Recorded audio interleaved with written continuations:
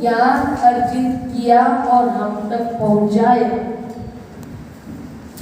उस ज्ञान को प्राप्त करना हमारा एक कर्तव्य होता है। तभी हम बुद्ध की शरण में गए, ये कह सकते हैं। यानी सिर्फ बुद्ध शरण गच्छामि बोलना नहीं है। तो बुद्ध ने जो मार्गदर्शन किया कि कैसे तुम अपनी सुरक्षा कर सकते हो, उस ज्ञान को लेना, उस ज्ञान को समझना, ये है बुद्धं शरणं गच्छामि। फिर भी मैं शॉर्ट में बोल रही हूँ, ये थोड़ा है ना। कैसे करें सुरक्षा? जैसे हम एक उदाहरण फिर से मैं दे रही हूँ।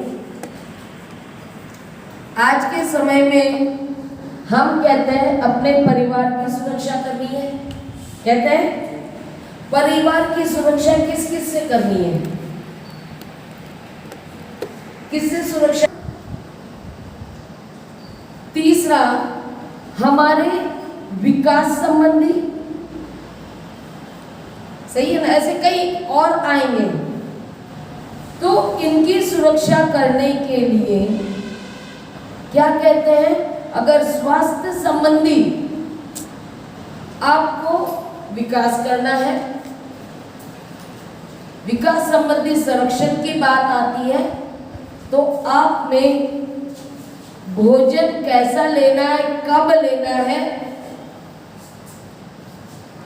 कौन से तत्वों को लेना है, कौन से भोजन में कौन से तत्व होते हैं जो आपके शरीर को स्वस्थ रखने के लिए उपयोगी है, ऐसे कई अनेक ज्ञान की बात आती है। छोटा ज्ञान है क्या ये छोटा ज्ञान नहीं है। बहुत सारी बातें आती हैं, अब उसमें जाएंगे तो बहुत अलग विषय हो जाएगा।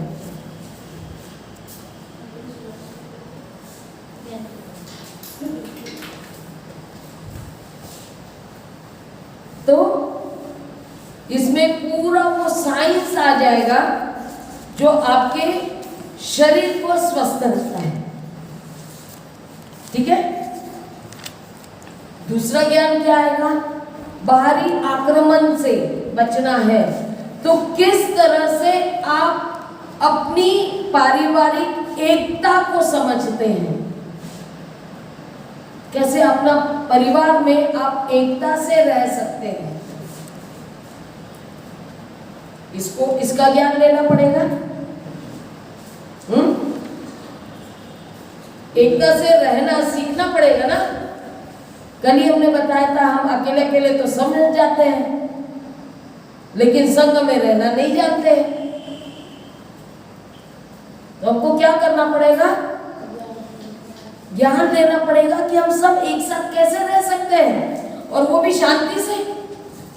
और सब एक साथ शांति से रहेंगे तभी तो अगला बाहरी आक्रमण करता सोचेगा इन पर हमला करना सही है या नहीं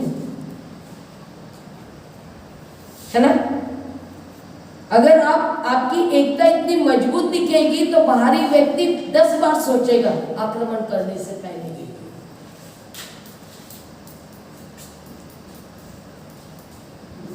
आपकी मानसिक शांति की बात आती है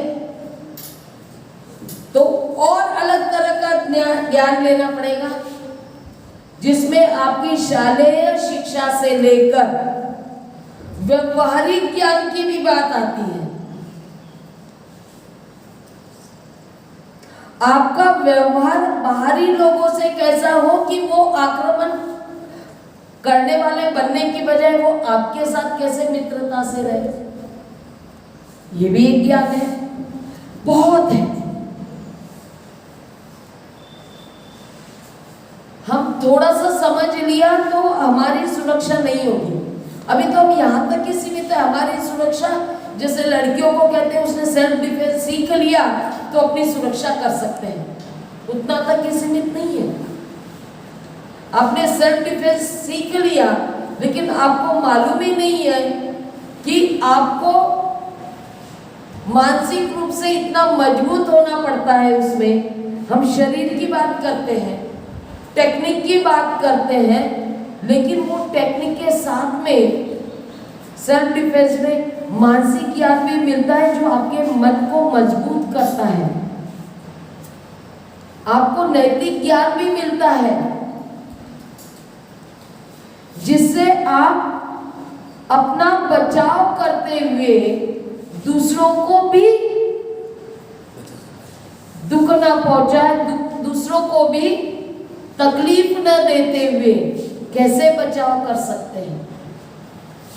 इसमें आपके शरीर से ज्यादा आपका बुद्धि का उपयोग होता है। इसलिए कहा जाता है सेल्फ डिफेंस दुबले से दुबला आदमी, कमजोर से कमजोर आदमी सीख सकता है, क्योंकि उसमें शरीर से ज्यादा बुद्धि का उपयोग होता है।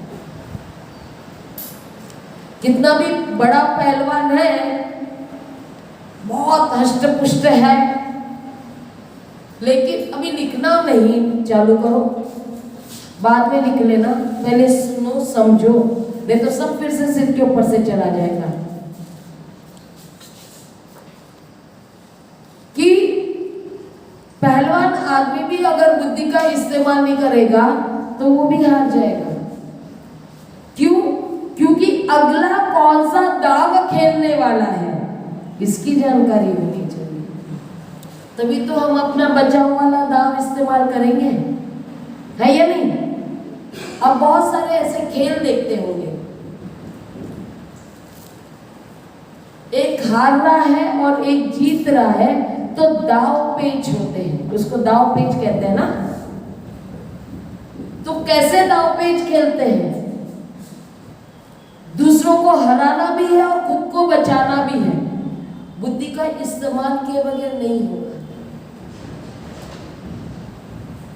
हर जगह हमारी बुद्धि का इस्तेमाल होना चाहिए। तो ज्ञान के कई मायने होते हैं। बुद्धं शरणं गच्छामि बोलते हुए जो भी हमारे जीवन में आ रहा है वो हर उम्र में, हर उस समय जब हमारे सामने अलग अलग समस्याएं उत्पन्न होती है जीवन जीते समय, चाहे वो रिश्तों में हो, पारिवारिक हो, चाहे वो समाज से हो, चाहे वो खुद के विकास से हो, ये सबका ज्ञान लेना पड़ता है। सिर्फ शालेय शिक्षण से परिपूर्ण नहीं होता है। ठीक है? तो बुद्ध की शरण में जाना आसान नहीं है। बहुत कुछ अपने आप को तैयार करना पड़ेगा। जैसे कल बात किए थे, सारे ज्ञानेंद्रियों को हमें इस तरह से इस्तेमाल करना है, इस तरह से उसको ओपन रखना है कि चारों तरफ से जहां से भी ज्ञान मिल रहा है उसको लेना है। इसको कहते हैं ऑब्जर्वेंस। क्या कहते हैं? ऑब्जर्वेंस। एक व्यक्ति ज्ञान लेने के लिए तभी तैयार हो सकता है जब वो एक अच्छा ऑब्जर्वर हो। ऑब्जर्वर यानी निरीक्षक, निरीक्षण करने वाला, निरीक्षण, देखने वाला, देखकर समझने वाला, चीजों को ऑब्जर्व करने वाला, जो बताया जा रहा सामने, जो दिख रहा है, जो सुन रहा है, उसको ऑब्जर्व करना मतलब उसके बारे में सोचना, ये क्या चीज है। जैसे एक उदाहरण मैं आपको पूछती हूँ,